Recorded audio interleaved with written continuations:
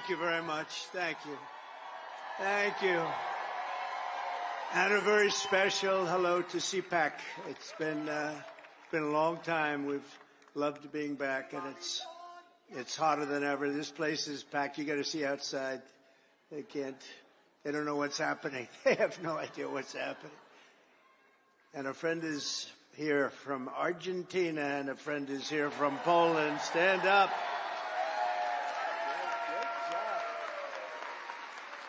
Great job. Thank you. Thank you very much. Welcome back to the nation's capital, where our movement is thriving, fighting, winning, and dominating Washington like never before. Nobody's ever seen anything like this before. They used to have a little smaller crowds here. It's a little bigger. The fraudsters, liars, cheaters, globalists, and deep state bureaucrats are being sent packing. The illegal alien criminals are being sent home. We're draining the swamp, and we're restoring government by the people, for the people. For years, Washington was controlled by a sinister group of radical left Marxists, warmongers, and corrupt special interests who drained our wealth, attacked our liberties, obliterated our borders, and sucked our country dry. Not any longer. But on November 5th, we stood up to all the corrupt forces that were destroying America. We took away their power. We took away their confidence. They lost their confidence. You know, do you ever watch? They lost their confidence. Oh, it's so nice to watch. And we took back our country. And we must be doing something right, because we've got the highest poll numbers that I've ever had and that any Republican president has ever had.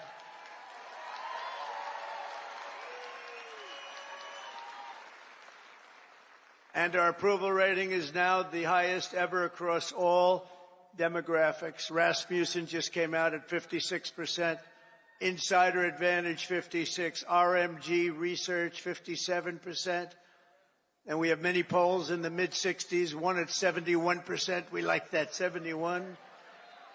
And according to YouGov, a big deal, 70% of Americans believe that what we are doing is right, and we are keeping our promises. That's all we're doing, when you think, is keeping our promises. That's all we had to do.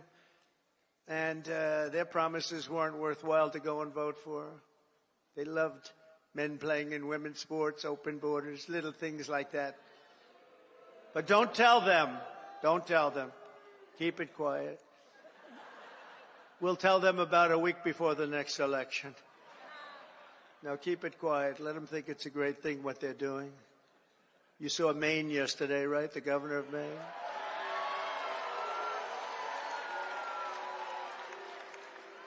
She's fighting to keep men in women's sports. You ever see what happens to a woman when a woman boxes a man who transitioned to womanhood? Did you ever see what happens? It's not pretty.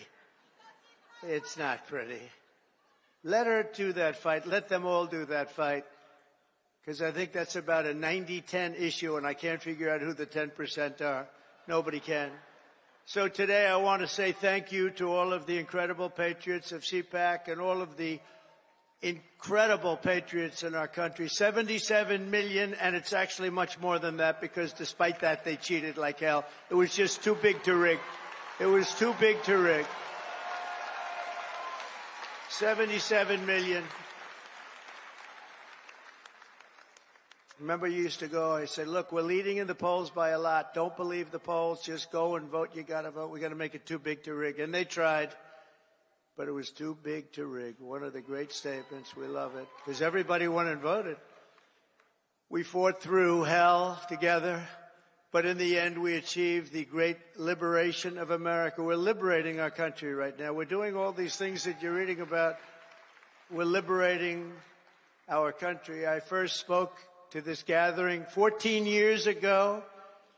And I won your straw poll. I didn't know anything about a straw poll. They took this big straw poll, and I won by like 27 points. And I figured, you know, that's good. Maybe I should keep doing it. And I did. and I became president. Isn't that great? Who would think? Who would think? But he became president too. He's a MAGA guy too. Make Argentina great again, right? Make Argentina great again.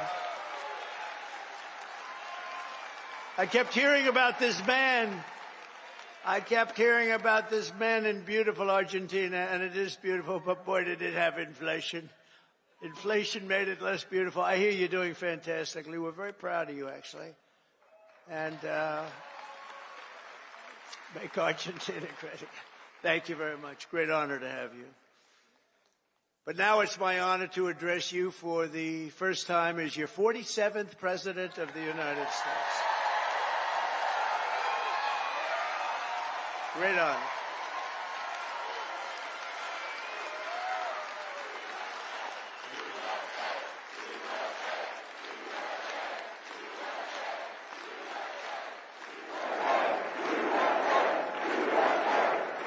I want to begin by thanking Matt and Mercedes Schlapp for the incredible job they do, and everyone they put together. They put together an amazing team. The American Conservative Union for organizing this event. You have some big players here.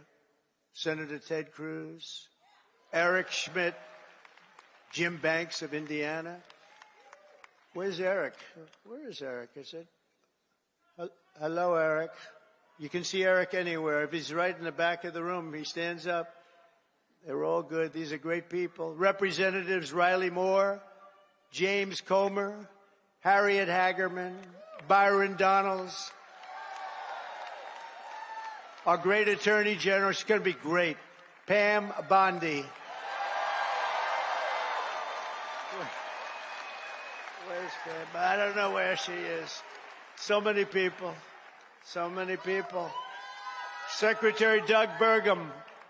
Secretary Chris Wright. Oh, he's going to get that energy out of the ground. Secretary Scott Turner. Our next ambassador to the United Nations, Elise Stefanik, who just gave a great speech, by the way. A very good friend of mine. Is this guy central casting, though? Tom Homan. Is he central casting?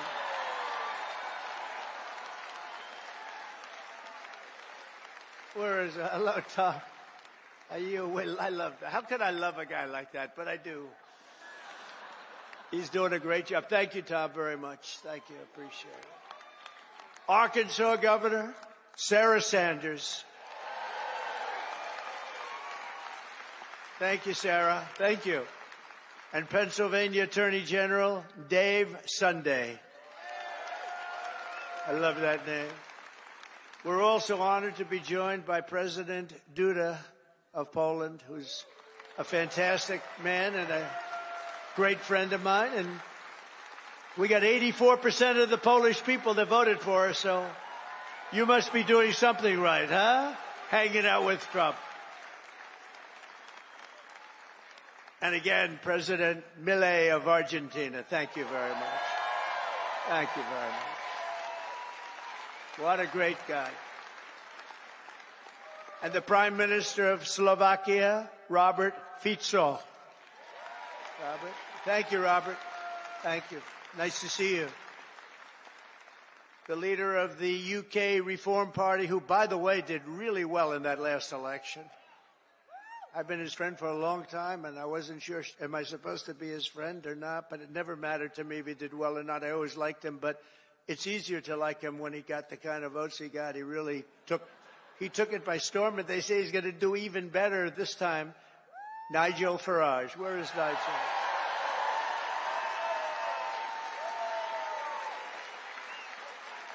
Thank you, Nigel. Thank you. What a great guy. The leader of Spain's Vox Party, Santiago Abascal.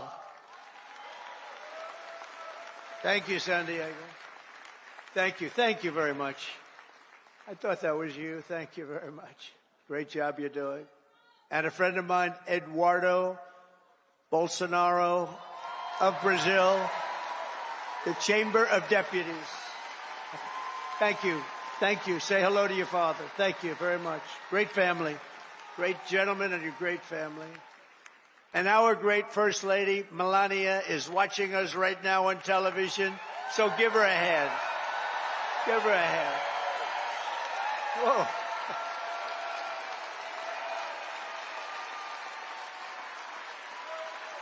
Thank you. Thank you. Oh, she's going to be happy. That's so nice. We love our First Lady. Everybody does. With the help of so many incredible supporters here today, we're going to forge a new and lasting political majority that will drive American politics for generations to come. I think we're going to do fantastically well in the midterms. You know, in theory, the one that wins the presidency does not do well in the midterms, but I think this is going to be a change. We're at a level, I don't think we've been at this level maybe ever as the Republican Party. We're a bigger, better, stronger party than ever before. More people in our party than ever before. But the people have given us a resounding mandate for dramatic change in Washington, and we are going to deliver it. We're going to use it, and we're going to make America great again by using it. So it's going to be something. But think of it, at the presidential level, we won the popular vote by millions and millions of votes. We swept all 7 swing states, Michigan, Wisconsin, Pennsylvania, North Carolina, Georgia, Arizona, Nevada, all by great margins. We won 85% of all of the counties in America. That means that map was red. Did you ever see the map? Did you see the certified map? Where is it? I want to see a certified map. It's all red. You can hardly find the blue. Think of this. They won 525 counties, and we won 2,600 counties. It's the biggest margin ever recorded. And incredibly, for the first time ever, all 50 states shifted toward the Republican Party. It's never happened before. So it was indeed too big to rig. We won the largest number of African-American votes in Republican history, by far. We won the largest number of Hispanic-American votes, any Republican ever. Hispanic Americans, we love you. The energy, the brilliance of Hispanic Americans. We won all of the cities and towns along the Texas border, whereas before I ran, we won none. We never used to win any. I got a call from our great governor of Texas who said, President, you just won every single town along the Texas border to Mexico. I said, oh, is that good? He said, it hasn't happened since Reconstruction. I said, define Reconstruction for me. He said, that means essentially the Civil War. That's a long time. But that was when I first heard about it, actually. Our party has become the proud voice of hardworking citizens of every race, religion, color, and creed. And I think one of the main reasons, not that we're conservative or not that we're anything else, we are the party of common sense. It's about common sense, right? It's all about common sense. Over the past month, we've confirmed an all-star team of warriors, patriots, visionaries, and put the America First agenda into action. I see Doug Burgum sitting right over there. I tell you, he was so good. I looked at him. I said, I got to have him here. I got to have him. He was a great governor. He's involved with a little thing called energy. He's got the Department of Interior, and Chris Wright has the Department of Energy. So Chris has no energy, and Doug has all of the energy. Chris has more interior, but he doesn't have. So I merged them. So now you have an energy guy, and you have the guy with all the energy, and you're going to drill, baby, drill, aren't you, huh? Drill, baby, drill. And Catherine, stand up. His wife is incredible. She is such an incredible woman. Incredible woman. You got very lucky, Doug. It's good to be successful, isn't it, Doug? She's an incredible woman. He's an incredible guy. In addition to the great cabinet secretaries we have here today. We confirm Secretary of Defense Pete Hegseth to end the woke insanity and rebuild our military. Pete is fantastic. Thank you. To stop the weaponization of federal law enforcement. I know about that, I think, better than any human being on earth. This week we swore in a new director of the FBI, somebody that everybody wanted, Kash Patel.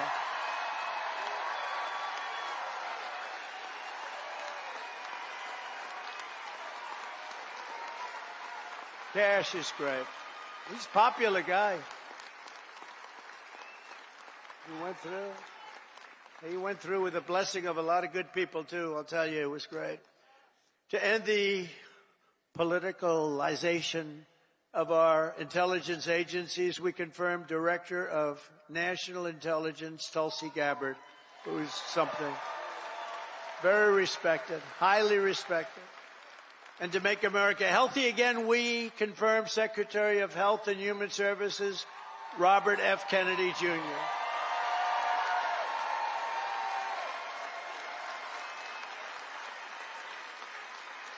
Great guy. We need him. We need him. You know, there's a number on autism as an example with children, autism. And you go back 15 years, it was from 10 to 20,000. You had like 1 in 10 to 20,000. Some say 10, some say 20, but it was in that vicinity. That's a big vicinity. Now it's 1 in 36 babies have autism. 1 in 36. Think of it. It was 1 in probably 20,000 people. Now it's 1 in 36. There's something wrong. Something's wrong. And Bobby is going to find it. Working with Dr. Oz, by the way. Working with Dr. Oz.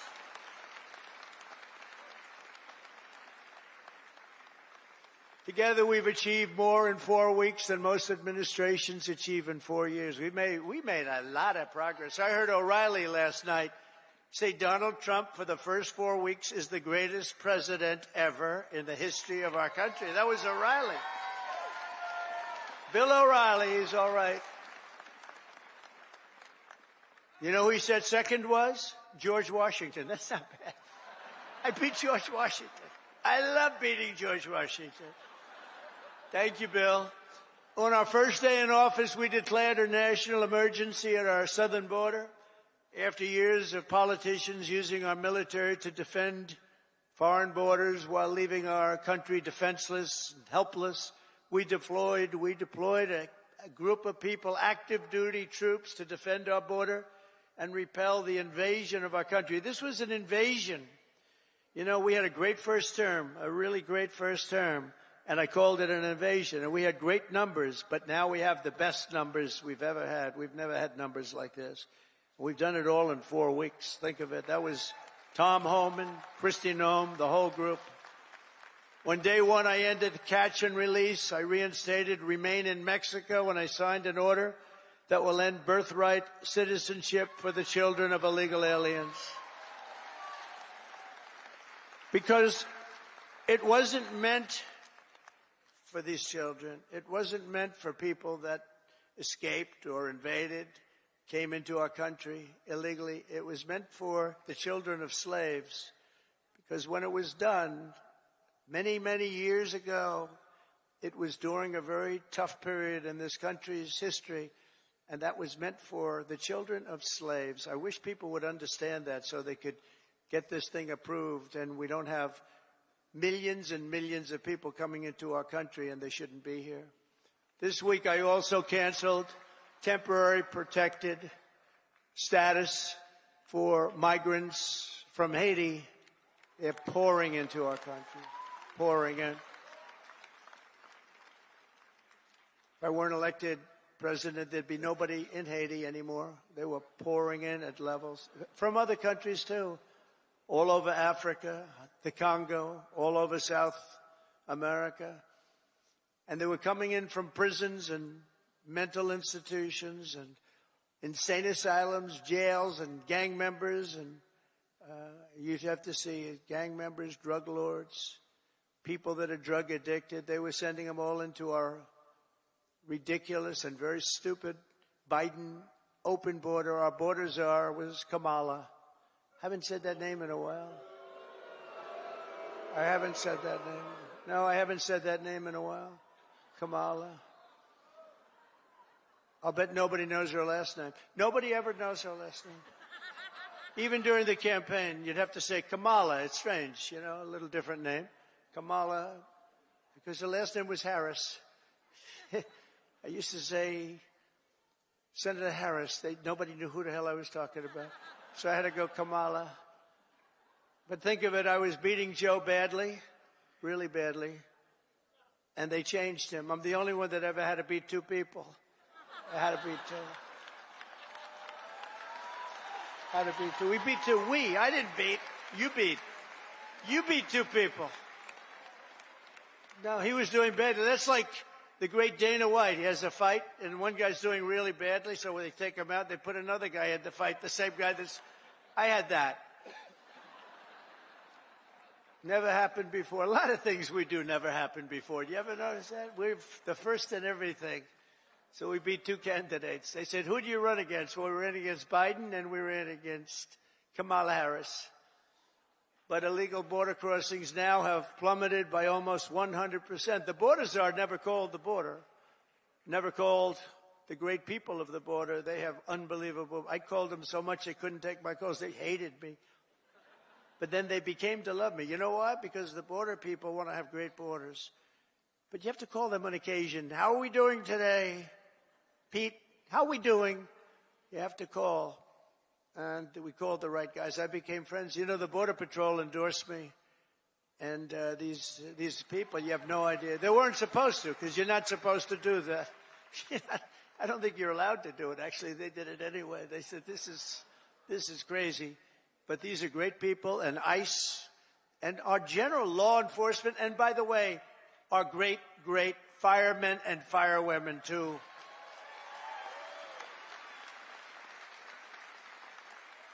They were great. They all endorsed us. With the police, we got high 90s in terms of, and many of them were unionized, you know. We have a young lady who's right now going for the Department of Labor, and she tends to be a little bit on the slightly left of center. And everybody said, why did I do that? I said, you know why I did that? Because unions like her and labor likes her and a lot of people like her, and she's very solid, very strong, and she's going to do the right thing. But they all voted for us. They didn't vote for me. They voted for us. We got the Teamsters. We got the firefighters. We got the police. We got the auto workers. We're so great. We had tremendous support. So I think it's nice to give them a person in the center, because that's what she's going to be very good, I think. But a lot of people said, why'd you do that? I said, because I want to do something nice for these people that voted for me. Oh, gee, what a great political move that was. Now they're all saying, what a great political move. No, it's all common sense. Remember that. Remember that. Sean O'Brien was fantastic. The whole group, they were great. Over the past few weeks, we've begun the largest deportation operation in American history, larger even than that of President Dwight D. Eisenhower, a very moderate man, but he was very strong on that. He didn't like people running into our country and taking over our country. I'll tell you, I had 4 years. I don't know if you had this. I couldn't stand it. Don't get angry. Donald, don't get angry, please. I couldn't stand it. Watching these people come in from jails and mental institutions and the worst criminals in the street, gang members being dropped off in buses and bust into our country. I couldn't stand it. So I said, I'm going to run for president again. And now we don't have that problem. Now we don't have that problem anymore.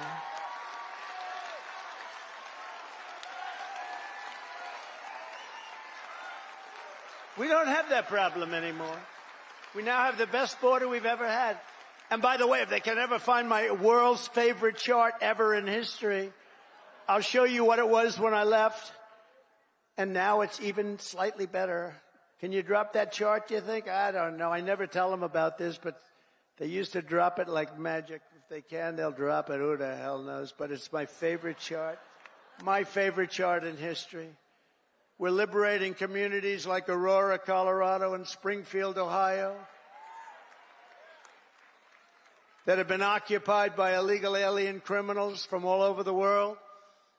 We're rescuing the Americans whose jobs have been stolen, whose wages have been robbed, and whose way of life has been absolutely destroyed. And under the Trump administration, our country will not be turned into a dumping ground. We're not going to do it. We're going to have a great country again. It's going to happen soon, a lot sooner than you think, and we're going to have so much money coming in from tariffs. Oh, you're going to say, your senators and your congressmen are going to say, please, sir, please. You're making us look so bad. We have so much money coming in. I didn't know this was going to happen. Please don't do this to us. We look very bad. But they're great. They're doing well. I tell you, the Republican senators they're sticking together. The Republican congressmen and women are sticking together. Every once in a while you have one that wants a little action or something. I don't know what it is. It's so sad to see. I just hate to see it. I hate to see it, but they're sticking together. One thing about the Democrats, they have rotten, horrible policy, the worst policy in history, but they stick together. We have great policy, but sometimes they don't stick, but they've been sticking for us. They've been sticking.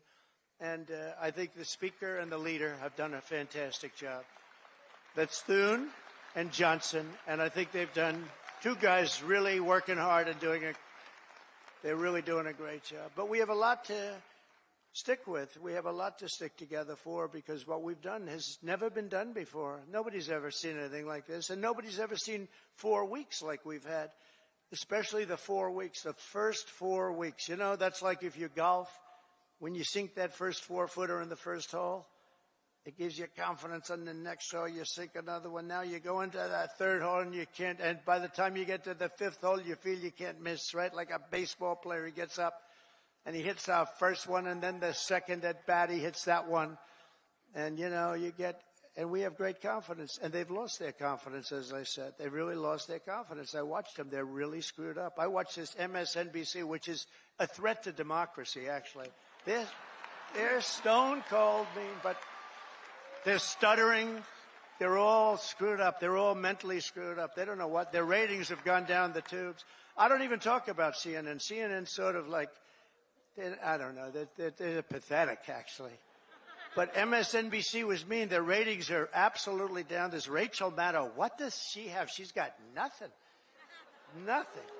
She took a sabbatical where she worked 1 day a week. They paid her a lot of money. She gets no ratings.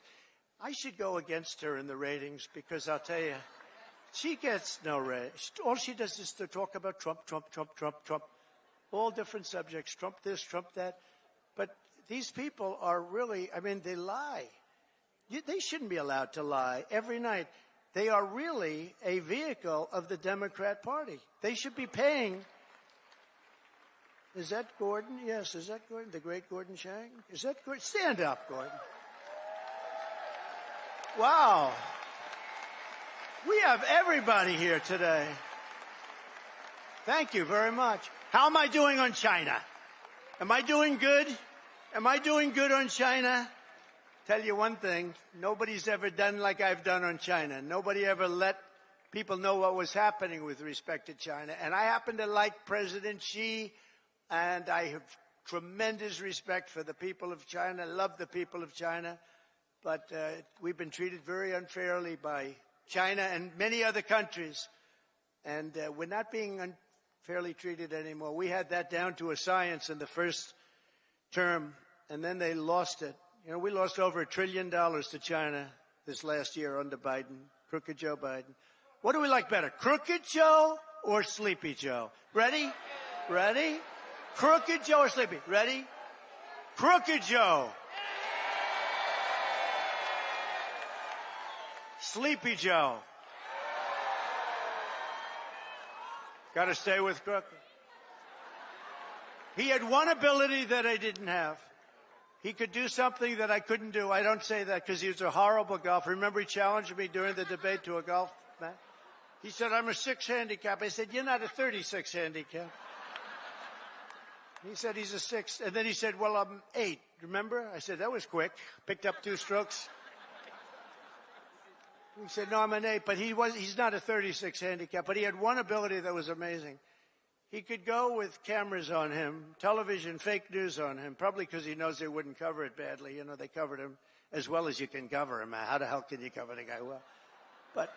But he had this incredible ability. He could barely walk in the sand. Somebody thought he looked great in a bathing suit.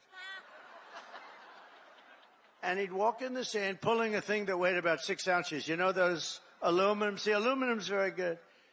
It's meant for children and very old people to lift, right?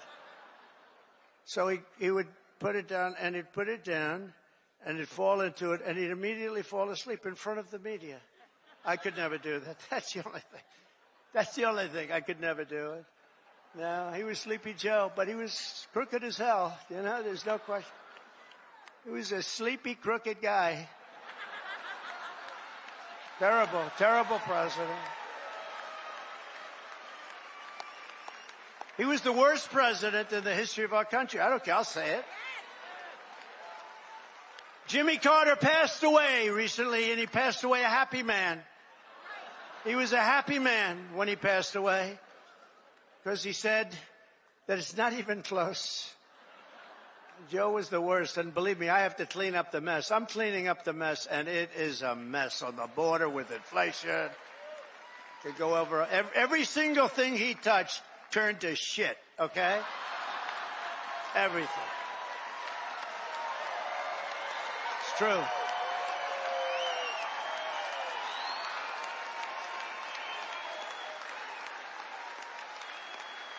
It's true. That's true. Now Franklin Graham's angry at me. You know that. Franklin wrote me a letter. He said, I love your speeches. I love them. I love them so much. But they'd be better if you would never use foul language. And I told him, I said, Franklin, you know, Franklin Graham's a great guy, by the way, does a great job. The son of the great Billy Graham, right? But I said to Franklin, you know, sometimes you need it for emphasis. And he said, no, they'd be even better if you wouldn't use any bad language. That's not really a terrible word, you know. But that's a much more appropriate word, What word would I use to describe? What word could I use? And we have to be truthful too. So, you know, all countries are now taking their illegal aliens back, even those that stated strongly, we will never take them back. Don't ever send them to us. But they said that during the Biden administration. They never said it during my administration. Venezuela's taking them back. Colombia's taking them back. Remember, Colombia said, we will not take them back, he said. And within about 13 minutes, I think, we would love to take them back. In fact, we will send our planes to pick them up. Remember? And they said, what happened? What happened? And you see these Venezuelan planes loaded up with some real nice people. You wouldn't have wanted to be the pilot on any of those planes. But they know we're not playing games, and just this week I officially designated bloodthirsty cartels and murderous gangs as foreign terrorist organizations, something which Biden didn't want to do and nobody wanted to do. It's true. The full might and power of the federal government will now be dedicated to eradicating MS-13, Tren de Aragua. That's the Venezuelan prison gangs. These are very nice fellows. The only thing good about them is they make our criminals look like nice people. It's true. Remember when they used to say, people that come in from foreign countries are nice people. These are wonderful people. These are good people. They're not murderers. They're not terrible. These people make us look like babies, okay? You know the Hells Angels? They're among the nicest people on earth when you compare them to these thugs. And the Hells Angels actually love our country, if you can believe that. They actually do. but their members and their leaders in the United States will be hunted down. I'm talking about MS-13. They're hunting them down. We removed tens of thousands, MS-13, Trendiragua, rooted out, arrested, and expelled from our soil like the savage monsters that they are. We don't have anybody coming up from Argentina. Nobody's coming up from Argentina to facilitate the mass removal of criminal aliens. I also issued an executive order to make available the full capacity and detention. We're going to use Guantanamo Bay. We have a detention facility that's actually massive. Nobody even knew it existed. Holds thousands of prisoners. We never used it. For 4 long years, you had a president who put illegal aliens up in penthouse suites in beautiful hotels on Park Avenue, on Madison Avenue, or on Fifth Avenue in Manhattan. Now you have a president who is stamping their ticket to Gitmo on a one-way trip back to the places from which they came, wonderful places. Big difference. My administration is also moving swiftly to save the U.S. economy from the train wreck of inflation and worse that Joe Biden created. I withdrew from the one-sided Paris Climate Accord. It was a disaster. I terminated the Green New Scam. One of the greatest hoaxes ever played on this country is the Green New Scam. We spent trillions of dollars on this nonsense, and just a total hoax. It really set back our country, I want to tell you, monetarily and every other way. And I canceled Joe Biden's insane electric vehicle mandate where everybody has to have an electric car. And if you want an electric car, get an electric car. If you want a gasoline-powered car, if you want to have a hybrid, you get it. The only thing you can't do is a hydrogen-powered car. You know why? They said it really works great, but when it doesn't work, you never find the body. That's a bad sign. You know, when it doesn't work, they found the body on a tree about 250 yards up the road. It's seriously bad. So we'll leave hydrogen out of it for a little while, I think, or maybe permanently. I'd say permanently. To crush inflation by slashing spending, I imposed an immediate federal hiring freeze, a federal regulation freeze, and a foreign aid freeze. We're given to countries that hate us. We're giving billions and billions of dollars to countries that hate us. And I signed an order creating the Department of Government Efficiency. You probably haven't heard of it, which is now waging war on government waste, fraud, and abuse. And Elon is doing a great job. He's doing a great job.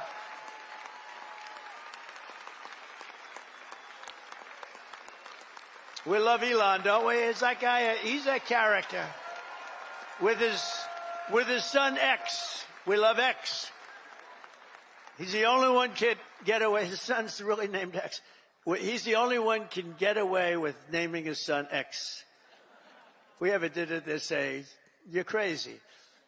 But he's great. He's doing a great job, and he doesn't need this either. He doesn't need it, but he wants to see, he's a patriot.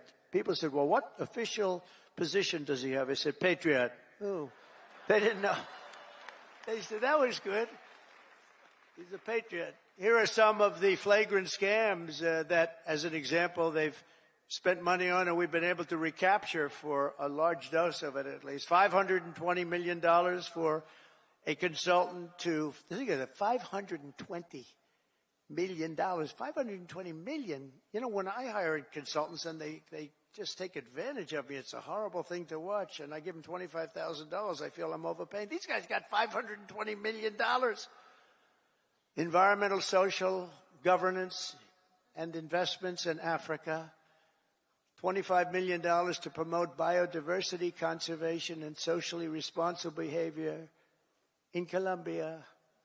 This is Colombia, South America, not Columbia University. Of course, that might be worse, actually, based on their actions.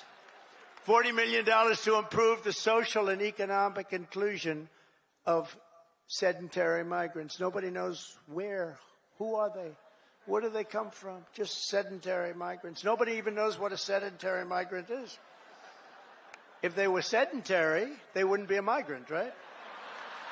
They wouldn't move. No, they wouldn't move. They'd stay in the same place. Right, Doug? $42 million for social and behavior change in Uganda. $10 million for Mozambique medical male circumcisions.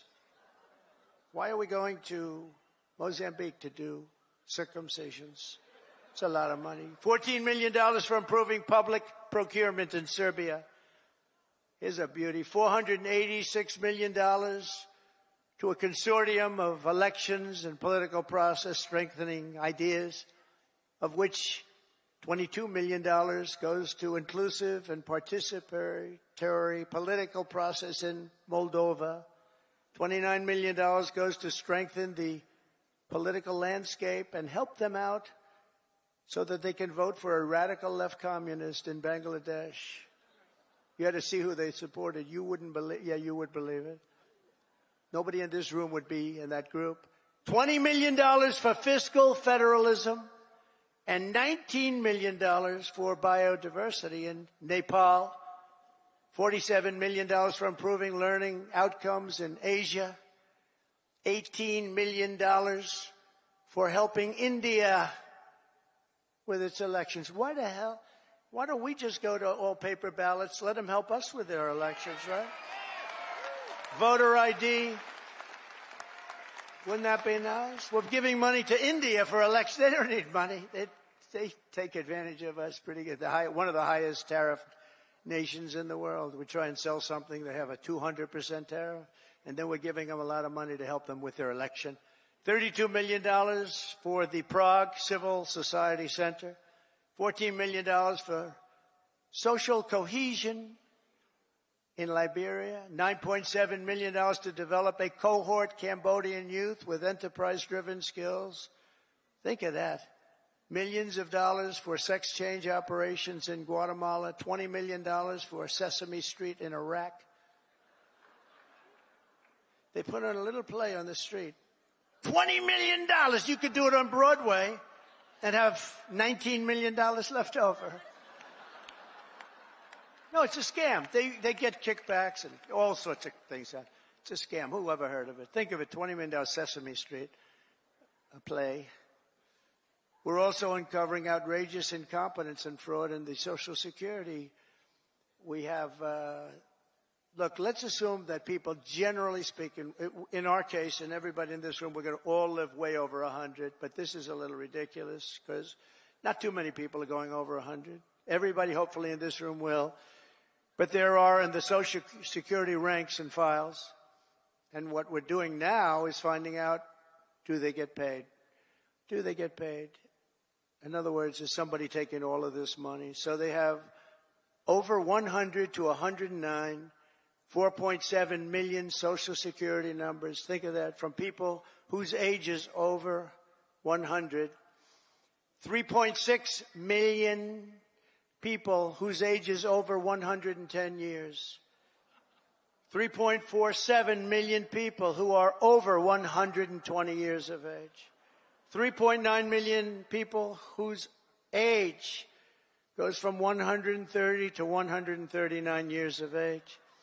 3.5 million whose age goes from 140 to 149 years old. 1.3, see, it's coming down now slowly. No, it's all a scam. The whole thing is a scam.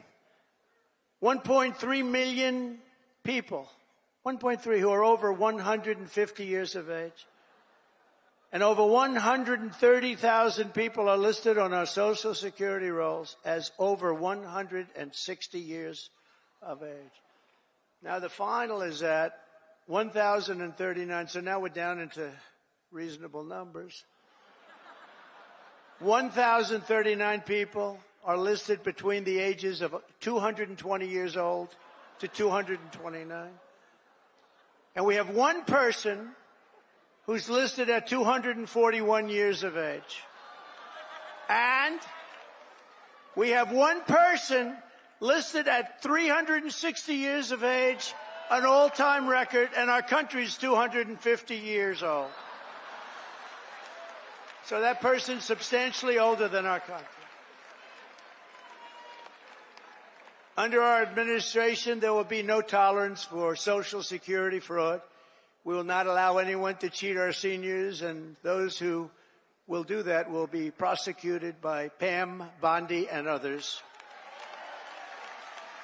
We are also going to Fort Knox. I'm going to go with Elon. And would anybody like to join us?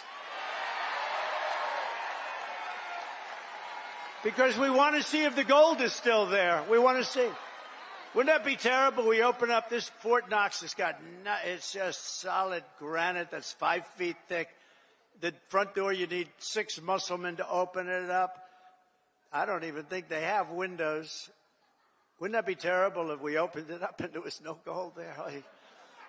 So we're going to open those doors. We're going to take a look. And if there's 27 tons of gold, we'll be very happy. I don't know how the hell we're going to measure it, but that's okay. We want to see lots of nice, beautiful, shiny gold in Fort Knox. Don't be totally surprised. We open the door, we'll say, there's nothing here. They stole this too. No, we have a very corrupt group of people in this country, and we're finding them out. We're removing all of the unnecessary, incompetent, and corrupt bureaucrats from the federal workforce. That's what we're doing. And under the buyouts, we offered federal employees more than 75,000 federal bureaucrats. Think of that. Have voluntarily agreed to surrender their taxpayer-funded jobs. We want to make government smaller, more efficient. We want to keep the best people, and we're not going to keep the worst people. And, you know, we're doing another thing. If they don't report for work, we're firing them. In other words, you have to go to office. Right? Right? Look at her. If you don't report to work, you know, that's another scam. You know, who the hell, if I'm staying home, I'm going to, let's see, my golf handicap would get down to very low number. You'd be shocked if I told you the real number. But I would be so good, I'd try and get on tour. I would be so good. I'd call up, I'd say, listen, I'm really working here. Where are my clubs? Where are my clubs?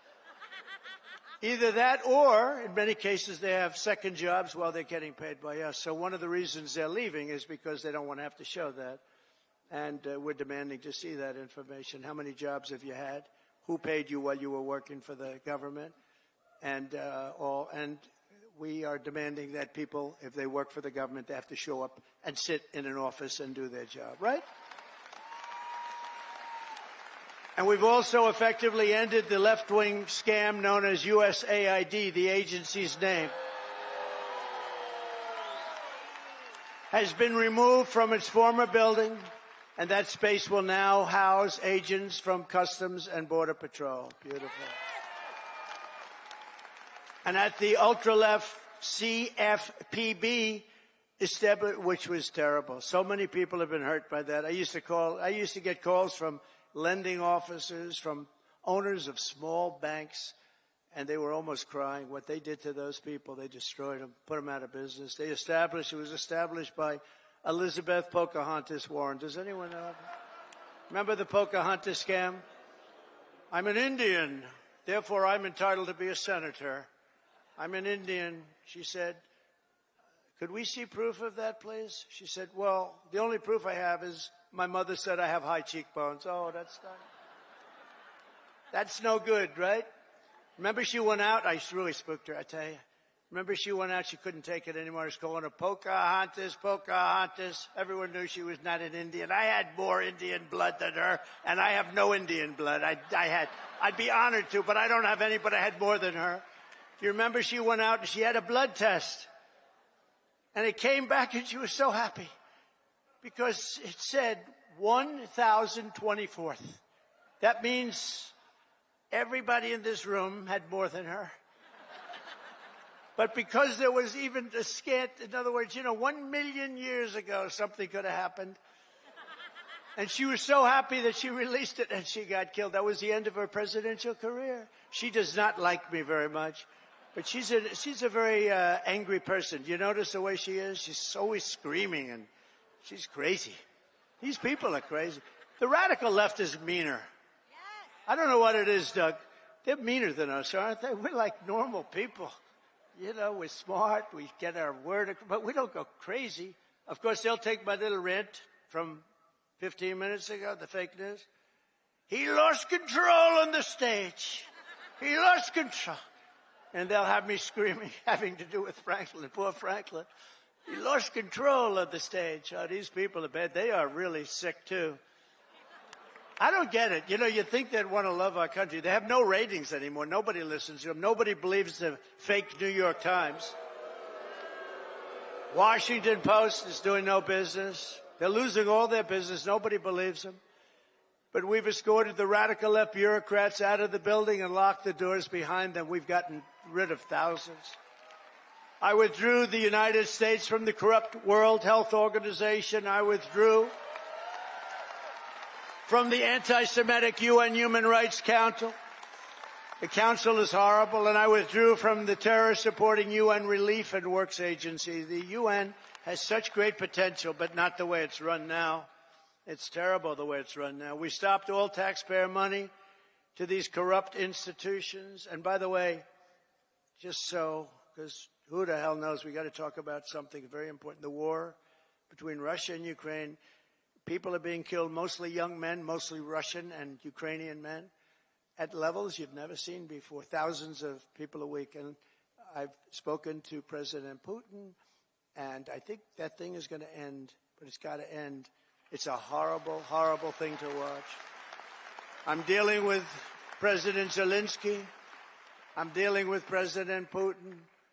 I'm trying to get the money back or secured, because, Europe has given $100 billion. The United States has given $350 billion because we had a stupid, incompetent president and administration. 350. But here's worse. Europe gave it in the form of a loan. They get their money back. We gave it in the form of nothing. So I want them to give us something for all of the money that we put up. And I'm going to try and get the war settled, and I'm going to try and get all that death ended. So we're asking for rare earth and oil, anything we can get.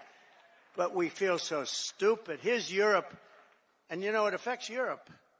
It doesn't really affect us, except we don't like to see two things. Number one, how Biden got us into this thing in the first place. Terrible. But why is it that he didn't ask for equalization? Europe should put up more money than us. But even if you said the same thing, how come we went so far out front? And he didn't know that Europe gets his money back. They did it in the form of a loan. We don't get our money back. We get nothing. So we're getting our money back. We're going to get our money back because it's not fair. It's just not fair. And we will see. But I think we're pretty close to a deal, and we better be close to a deal, because that has been a horrible situation. It would have never happened if I were president. And by the way, October 7th, Israel would have never happened if I was president, too. It would have never happened. Iran was broke.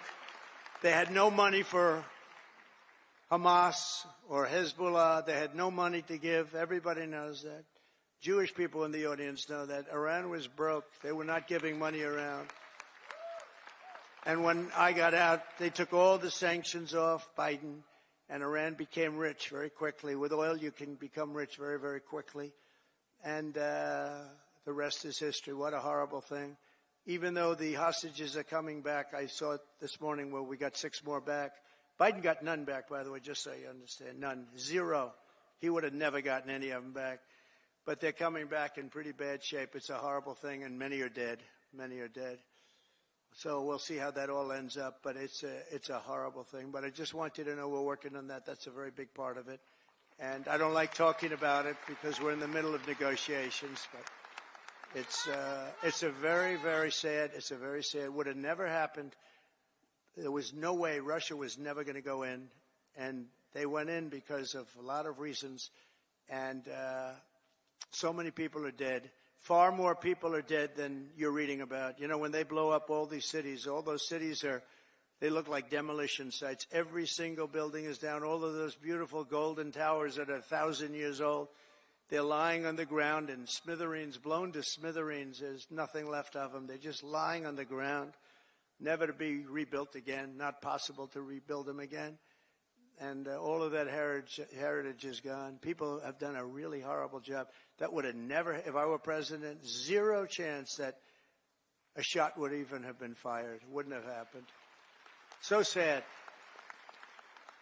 To further turbocharge our economy, we have launched the most aggressive deregulation program in any nation's history. And we're also going to be seeking the largest tax cuts in American history. Again, we brought them down, as you know, from close to 40% down to 21%. Now we're bringing them down to 15% if you make your product in the United States of America.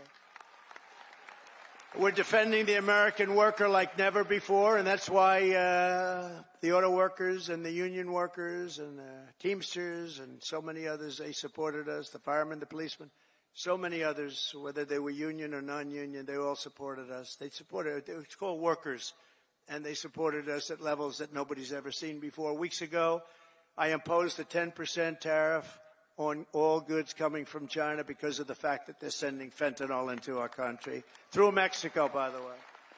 I'm not happy with Mexico, or I'm not happy with Canada either. I imposed 25% tariffs on all foreign steel and aluminum, and I will soon impose reciprocal tariffs on any country that charges us. And by the way, the reciprocal means they charge us, we charge them, same thing. So nobody can be upset, right? But we have countries charging us 200%, and we charge them nothing. They charge us, we charge them. Our country's going to become rich again, very rich. I always say it's my favorite word in the dictionary. The word tariff is my favorite word in the dictionary. You know, we were the richest relatively from, think of this, from 1870 to 1913. That was our richest because we collected tariffs from foreign countries that came in and took our jobs and took our money, took our everything. But they charged tariffs, and we had so much money, they set up the 1887. Think of that, a long time ago. 1887 Tariff Commission. It was a commission of very important people to determine where we should spend all of the tremendous, vast wealth that we had. We had so much wealth. Wouldn't it be nice today? Of course, now we give it away to transgender this, transgender that. Everybody gets a transgender operation. It's just wonderful. No, we give it away like to crazy things. But in those days, it was different. It was a different world. It was a different country. But we were very rich because of tariffs. And I get myself in trouble because I say that tariff is my favorite word. And the fake news went crazy. What about God? What about wife and family? What about love? I said, okay, tariff is now my fourth favorite word. I got myself into a lot of trouble with that. You can't believe it. I said, tariff is my favorite word in the dictionary, and I got killed by the fake news. So I say now, it doesn't sound good. Tariff, it's my fourth favorite word. I go, tariff is my fourth favorite word. It sounds so terrible, but this way I'm free. I write free, you know. I don't get clobbered by the fake news. But tariffs are also a powerful tool of diplomacy, and all around the world are moving quickly to bring back peace through strength. We have the greatest, I rebuilt our entire military in the first term. We left a lot of it, but very small relatively, in Afghanistan.